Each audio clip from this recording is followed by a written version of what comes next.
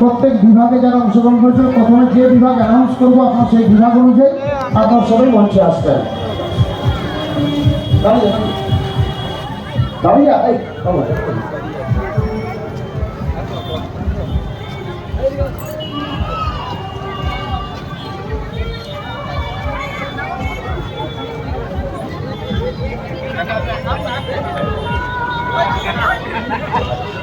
বিভাগ ক, বিভাগ কয়ে যারা অংশগ্রহণ করেছে যারা প্রথম দ্বিতীয় বা তৃতীয় হতে পারেনি কোনো তাদের প্রত্যেকের উদ্দেশ্যে বলছি আপনাদের সমাধান ঘটনার জন্য বিভাগ কয়ে যারা অংশগ্রহণ করেছিলেন তাদের প্রত্যেককে 50 টাকা অনুভূতি। বিভাগ কয়ে যারা অংশগ্রহণ করেছিলেন অঙ্কন প্রতিযোগিতায় তাদের প্রত্যেককে অংশগ্রহণ 50 টাকা অনুভূতি।